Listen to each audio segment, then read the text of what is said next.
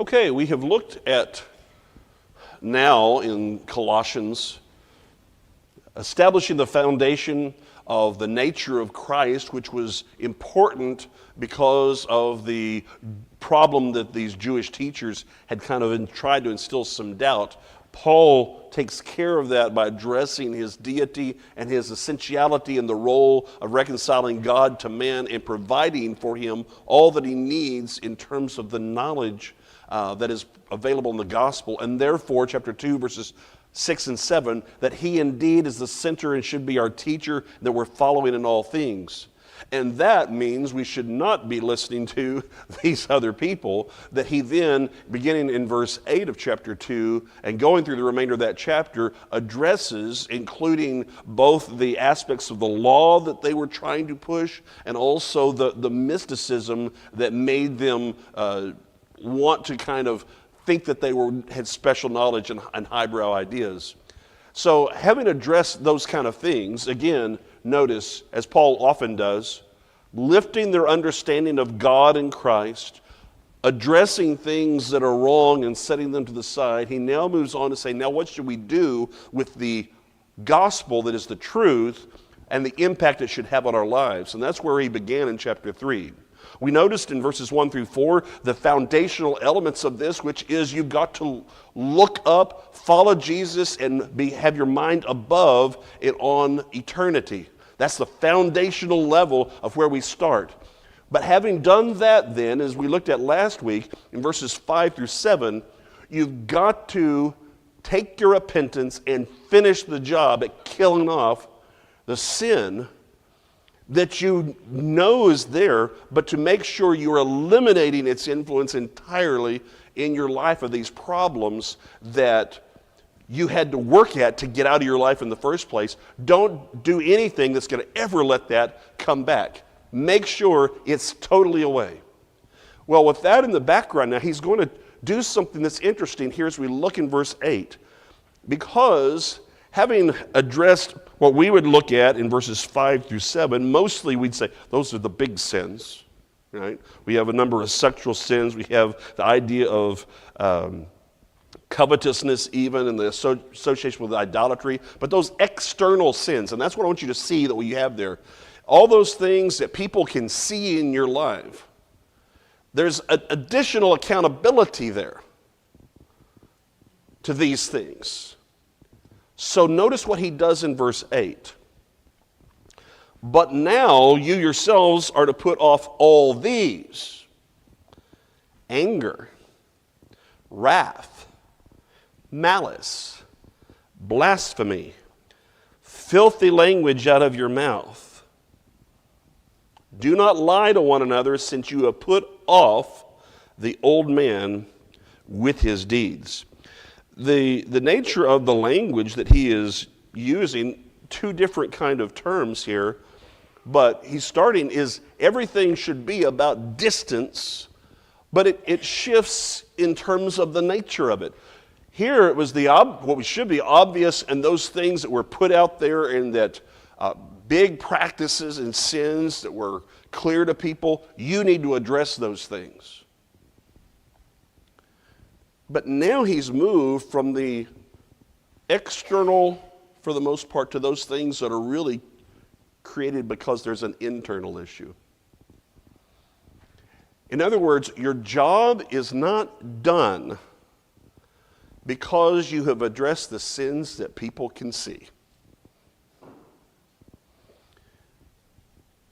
Being a Christian is not just about avoiding the obvious. It is not about simply making sure there's no record of it, but rather you've got to keep digging down to address yourself internally. And this takes a lot more work. I want us to look at the nature of these things he names, and it's still not a complete list. But I want us to notice the nature of the things he's talking about, and then look at what the remedy is for these things.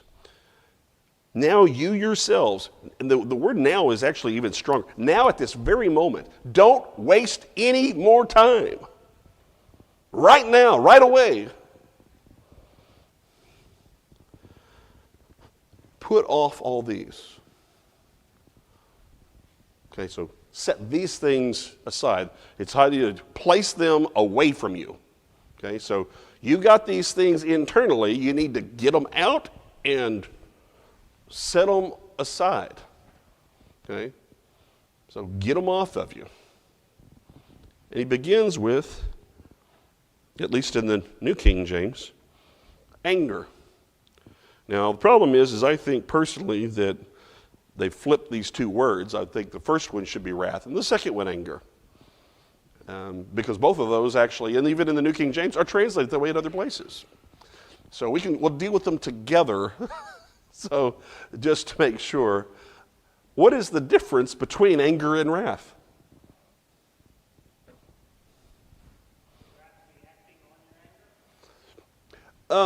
There's a little part of that, somewhat, but not completely. That's a good start.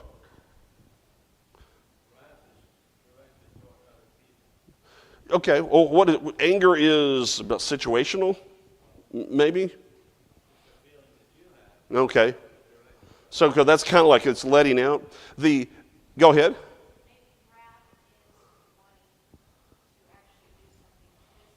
Okay, no, that's going back and there's acting on it. Yeah. If you put it in the idea of God's wrath now.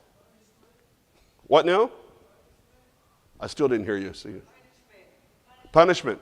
Okay. When God acts with his wrath, he's looking out and saying that there's punishment there. And I do think that there is an element to this about us thinking that somebody deserves something from us. And so I think that when you get to all these ideas, it's kind of, even if you haven't ever acted on it, it's kind of that idea. Okay? Because of this, the first word, and again, depending on the translation, it could just be all over the place, so I'm just going to use both of them. But there's one word has the idea of kind of that long-term burn. Now, this is the ones used of God. You don't see it, but there's an end point. You've reached a point at where we're going to do something. But it's still dealing not with the act of doing something, but with the thing that's getting you there. So in some cases where there's a seething nature to it, we're just inside, and you just kind of build up. What creates that for us? For us, not now God, but for us, that causes something to build up in you where there's a resentment, grudges, and it just is one thing after another until you're like, I can't handle it anymore. Okay. You're not dealing with that. And therefore, that's why you end up with that idea of putting yourself in the position of, and this is what the danger is that you do want to do something about it. And you take it out on someone. But it's a long thing. The other word it's more the quick fire type anger. Fly off the handle. Something you don't like, something that doesn't go your way, boom! We're upset and we show it. So in both cases, there is an expression, but it has to do with whether or not you are, and this very closely is tied to the nature of this word. It doesn't matter if you've got a quick fuse or a long fuse if the fuse is the problem. And that is, you're letting things bother you to where you now think you have to do something that's really not your right to do. So it's funny because people who are long fused will say something, well, it takes a whole lot before I ever reach that point. So we're glad we're not like that short fuse person. And then I've heard people with a short fuse say, with me, I just get it out of there, but then I'm fine. It's amazing that each of us find justification for not being like the other one.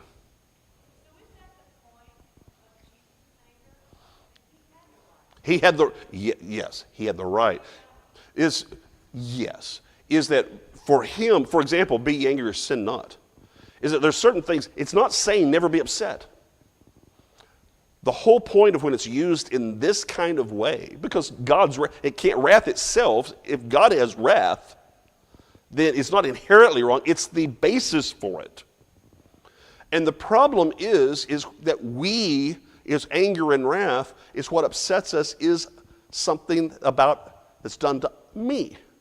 And that I become the means of determining whether or not you have that. So there's an inherent judgmentalness about it, of that you are not making me happy, or you're doing something to irritate me. Okay? And he's going to cover this part of it later on in the text too. But it's that core idea of how we're going to handle it.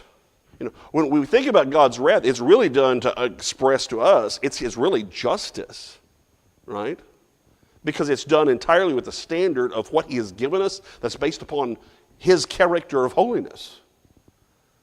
So now, so that we make sure we understand the difference, when you feel anger and wrath, is it because of God's holiness or because your own selfishness? Now do you understand? Okay. Is that I don't like it that things didn't go my way.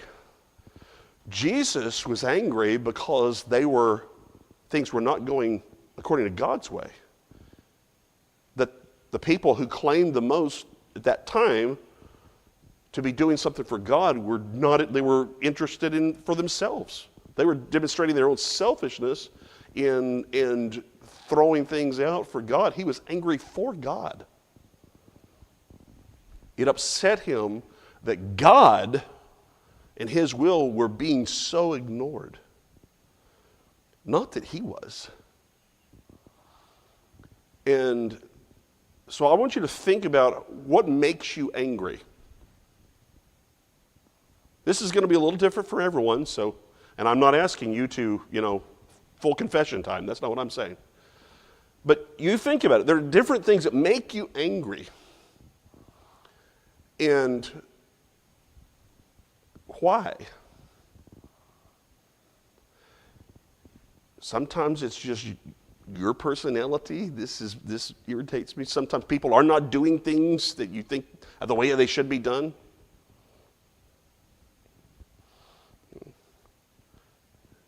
If you have driven in Fort Worth, Dallas, you at least have some understanding of what I'm talking about, right? Okay. It's really interesting. The best feeling is when someone does something to you, is mad at you because you're obeying the law. That's my favorite.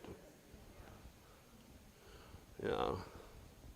I once received I kid you not, true story. I was driving in Boston in the Ted Williams Tunnel. Anybody had that horrible experience? Okay. I once went driving through there. Someone decided to express himself using some form of, shall we say, external language at me for turning my turn signal on. Apparently that was a foreign idea to them. Okay. But again, what was it? It was my standard. You're not doing things the way I would do it.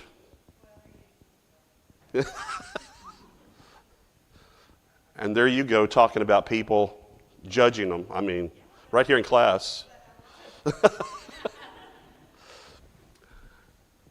So I want you to understand that this is where the core issue, you have to deal with it internally, that you need to make sure and get a hold of what's getting you upset. And what's the real center of it? Are you upset because that they're doing something that is wrong before God, or because it is not what you want, not what you like? So we end up with upset with people for preferences rather than morality and teaching. Okay? And this is what usually has caused such friction, right? Okay? And it doesn't matter whether or not you can hold it off and then blow up, or you just blow up and then work it out. It's at the root of it is you don't need to work on yourself. The next word is malice. What is malice?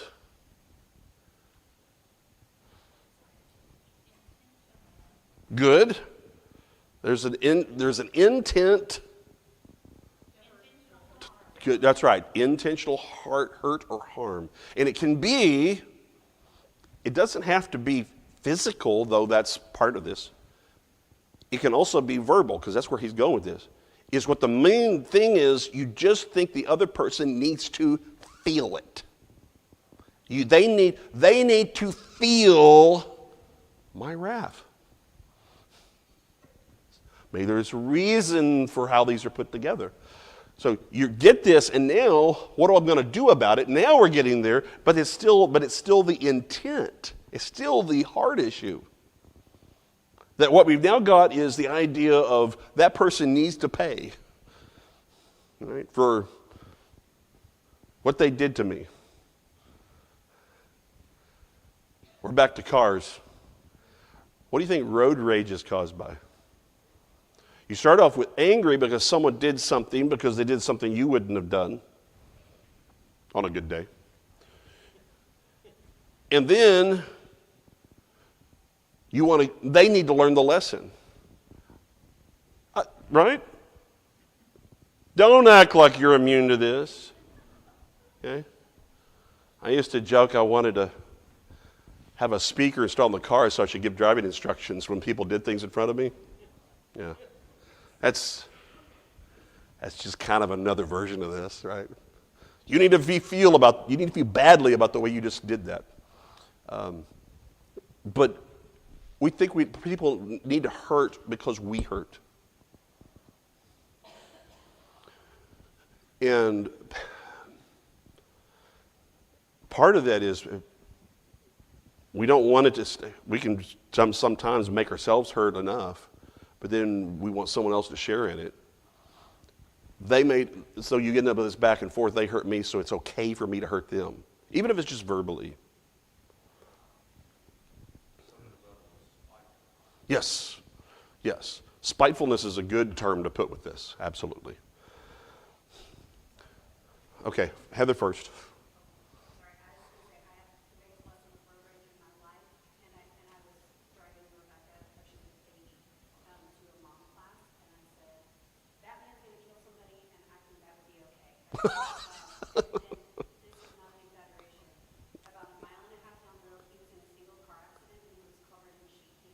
Yeah. And I said to myself at that point, and out loud to God, I said, I am so sorry that I said that. And so since then, I don't feel Because you had nothing to do with it, but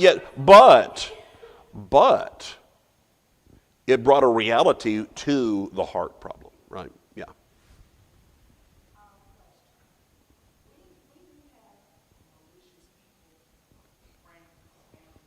Mm-hmm.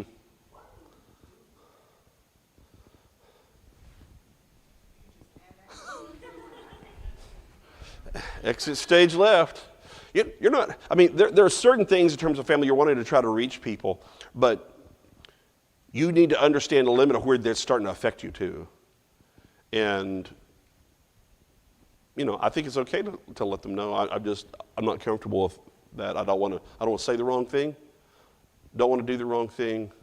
But I don't agree with it. I don't like what you just said, I don't think, but I'm going to eliminate. We don't need this to escalate. And, you have to understand, some people are going to take great pride in pushing other people's buttons. He's really saying, and we're going to get to this again later on, but he said, that really is not a good thing. And the closer you are to people, the more buttons you are aware of, right? And some people will do it. Says, I just do this just to annoy people, right? You know what we call those people online? Trolls. Thank you. That's right.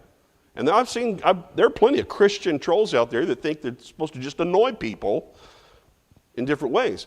Now, you can teach people, but it's very different to try how your approach is of not proving you're right but trying to get them to see what's right. Those are two different things. Okay?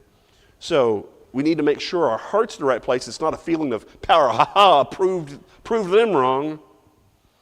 Sometimes you just get walk away from it. Yeah. Because you're feeding it. Yes, that's right. You realize when you're feeding and That's right. That's very Proverbs of you, Sandra. Sometimes you speak and sometimes you be quiet, and that's just, it takes wisdom to know the difference. Notice how this is now going to work up to internal anger, wrath, malice, blasphemy. What is blasphemy? Okay, that's a pretty good word for this. It's usually, the idea typically, and it usually is in regard to God. It's usually slandering God. That something you're doing or saying is bringing God down. But it also has a general sense of slander, and that is it's trying to destroy a reputation. And that's why the core idea is trying, or the core idea of what you're accomplishing, it has to do with a reputation. And that's what you do when you blaspheme, is people who will say all sorts of things about God that aren't true. It's an affront to his reputation. Well, God wouldn't do this. And it's like, he says right in Scripture he would. So it's trying to remake God in the same way that slander is trying to ruin someone else's reputation generally. And that's why you end up with this idea of, again, anger, wrath, malice, blasphemy. So it has gotten to the point of now we are doing something that injure is about a person. That's now the nature of that harm is hurting someone's reputation. You think about the way people have now gotten to where it's become fairly common where people will just lie. We're getting to that too, but just it's made up about someone in order to justify their belief and their hatred of them. In other words, it's now working backwards. We see this more in politics, but where if I can see this story and this story is horrible, then they deserve to be my anger and my wrath and to be treated horribly. And so we just spread it around what a horrible person this is. And we'll do the opposite thing about spreading stories that are not true, that are good for people that we like. None of that profits anybody. Okay? You know, whether it is trying to make sure that person never gets a job again, because we're telling all sorts of stuff on, or not that job. Or on the other hand, we're trying to make people out to be better than they are. Why are we doing that? Again, this goes down to this heart of trying to make the world around us to conform to how it makes me feel better. Where people that I don't like are hurting, and that I can just I'm justified in the way I feel. But notice what's at the core of all of this is an animosity toward people. Anger, wrath, malice, blasphemy. What is the core thread going on here? There are certain people I don't have to like, and I don't have to treat well. That's the heart problem, because it's at the core, there's impossible to do these things and love your neighbor as yourself.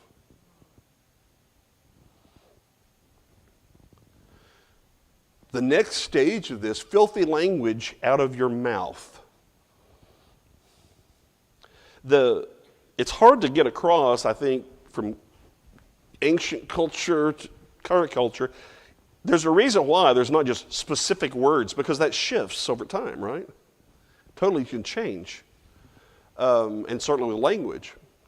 But what is the idea? This is shameful. And that is, the idea of shame is a person ought to be embarrassed to use that kind of language. And that is determined by essentially, and everybody knows it, it's just what level are we in society, whether we care, is nowadays you've got pretty much every layer of society seeing how much they can out-vulgar the other in their speech. Because that gets people's attention, right? I've got to be able to use certain words because that proves I'm tough and I identify with who? Who am I trying to identify with? That's what the end is. So you're trying, the whole idea is that by doing that, it's getting the strength of words, and that depends upon where you've been and background somewhat. You wouldn't even recognize in another language unless you looked up what those even mean, right? And yet it seems like one of the things I've noticed is it's also some of the first words people learn when they're learning a language. They may have trouble enunciating certain things, but they've got those down. Why is that? Fit in, low level, makes me tough. It makes me like the world. John?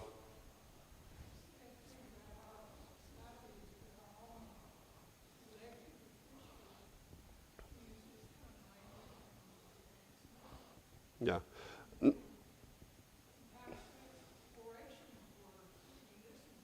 Mm-hmm. Yeah. That's what I'm saying about this kind of sense of speech has kind of been the layers separating has gone way down in terms of just being able to say and communicate. Because what it does is, if y'all don't understand, what vulgarity does is it's a cheat. It's a power, it's a cheat of word power. Because you pull out words that are packed with shock and emotion, and that's designed to strengthen the power of what I'm saying without any having to really work at saying it or working with people on it. That's what it does. Comedians were some of the early ones to do this. You had the people who were doing that, and they just come out, and it was language. And the shock value was enough that people found funnier because they were hit emotionally. Yes?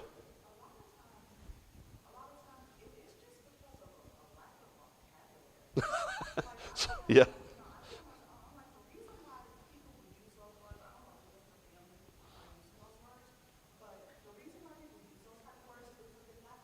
Yeah.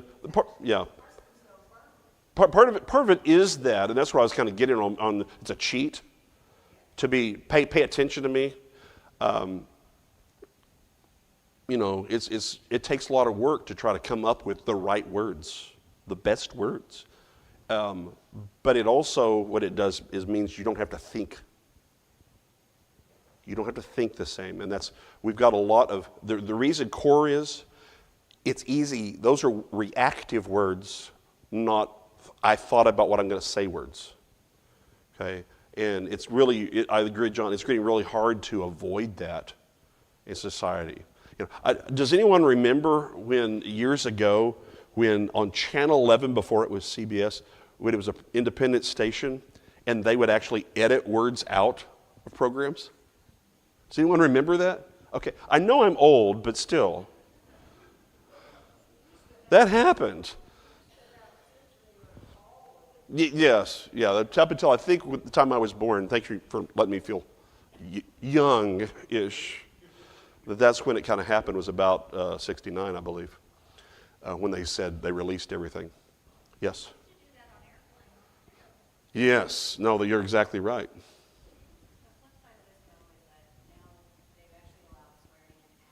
Mm-hmm. And the reason I say that is we discovered that this week when Dylan was watching a streaming service, and the ad was horrible. The program he was watching was not. Yeah. So they're doing that to inundate the youth, of course, and saying like, It's this is permissible to just say. no, that's right. I mean, we're off topic, but but yet we're not. It's that the point is all of this is permissible in society. Everything here is actually been normalized and treated as if this is the right way to react to issues, problems, and people. And Paul says it absolutely is not. There's no respect.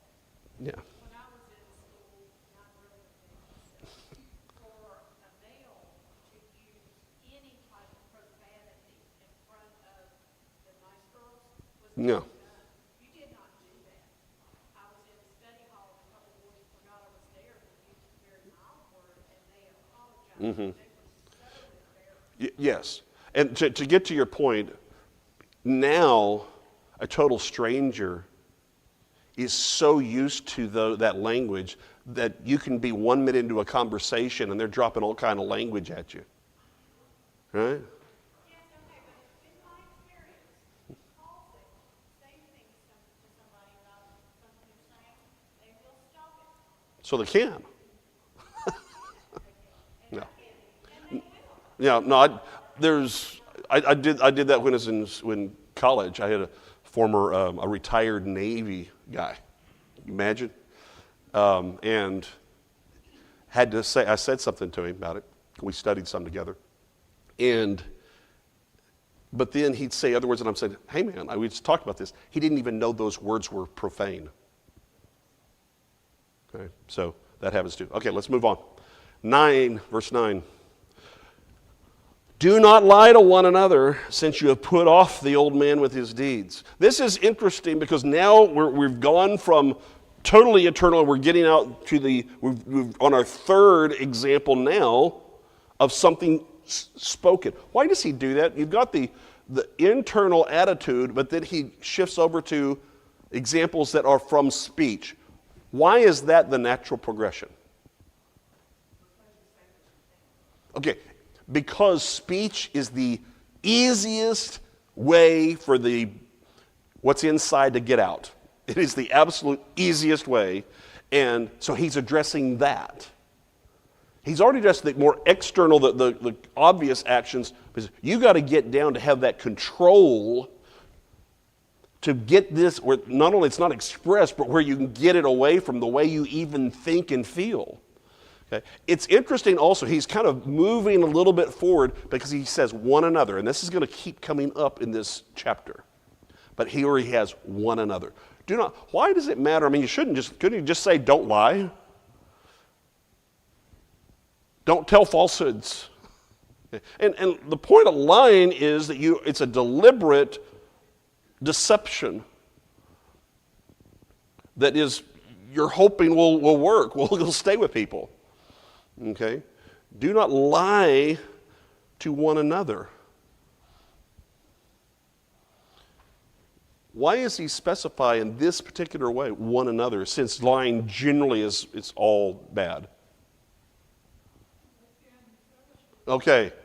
He is starting off with the idea of, and this is dealing with a negative, and he's going to be adding some positives in here, is that lying completely destroys trust. And you cannot maintain a strong relationship with someone you can't trust. Lying is one of the first places of the means of when that trust breaks down, and it is hard to regain just from that. Okay? And so I think it is very important that he is emphasizing this, is get that out of you. But I think the addition of one another is important because it is particularly harmful in terms of relationships with people. And just adding that in kind of he's introducing that element of it before he gets to more specifics in just a moment. Yes? Yeah. The last part I didn't hear. Yes, okay. So this involves someone else. You can lie to yourself. Usually that's where the lies start. You lie to yourself. But here it's involving someone else, and that they act on it. You're creating a false impression about them. They do something, and you're responsible for that. They act on it. Something that's not even true. He says you don't do that. And the reason why for all of these really is since, okay, explanation, and actually that's fine, but it's having, that is, this is the reason why these things should be done. Because you put off the old man with his deeds. That's a great phrase, too, to kind of help catch us if we try to do halfway measures. That when he says you've put off, this is the idea of taking portions of clothing off. Is you're getting it away and putting it and letting it off, Be done with it, okay? These behaviors I'm putting away, and I'm not going to put them back on. Okay? That's what he's doing here. You've put off the old man. So he's already been talking about all these things when you became new. You were buried, and that's the whole idea of the old man, dead. Put to death. Now it's that old man needs to be gone. Okay? And that death was supposed to have happened at, now which bell is that? Okay, good. That was and you have this idea of he's the old man. That's the thing that should be your past with his deeds. The reason why I think that last phrase matters, with his practices. Okay? With his practices. Why I think that's important is he's saying, don't fool yourself into thinking that you can put off the old man theoretically but not practically. That I'm going to be, I'm a new person. Where does it show? If the practices don't follow, if the change in practice isn't there, he says these are tied together. So don't go into this thinking we're going to get an emotional feeling of being renewed, which is what a lot of people are after. They want credit for the feeling of renewal, but don't feel any obligation to a life of renewal. And so we end up with, again, a halfway measures of a claim of faith and a life of complete impenitence. No care. Well, verse 10 points out the other side of this. And we'll start it. He says, and have put on the new man, who is renewed in knowledge according to the image of him who created him. So you've gotten rid of the old man, who you used to be, and you have put on now new clothing, related words here, put on new clothing, that is completely new practices. That's what he's saying you have to do. How do you accomplish that? He tells you that new man is renewed in knowledge, or by means of knowledge. It doesn't say that the knowledge alone gets you there.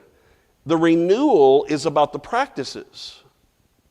But what gets you to the practices is you have to have knowledge of how you're supposed to behave, as well as, I'd say, the motivations to change.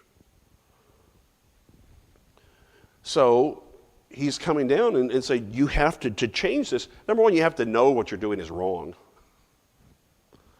And you have to realize that can take a while for people. It's not obvious. Not everything is an obvious thing. And that's why there's a little bit difference in how he treated the first set and now this set. But what do we have to do? We have to work on this too. And to put on a new man who thinks a different way because he's learned different things. He's learned the gospel. This is how I'm supposed to think, and this is how I'm supposed to behave. And so the last phrase, when he says, according to the image of him who created him. You see any allusion there? Any verse that might come to mind? How about Genesis 1? Let us make man in our own image. In the image of God created he them, male and female created he them. And this, and by the way in which Paul uses that, is saying that it is a moral image he has in mind. Same as what he does in Ephesians when he talks about that we are created new in righteousness and true holiness. That God is the standard, that's the according to. That idea is God is the standard. According to that image, what did he have in mind for us as a reflection of him to the extent man can reflect it? That this is how he expects us to behave, and it's based upon God himself. So whenever you have a question about anything that is said in Scripture says you need to do this,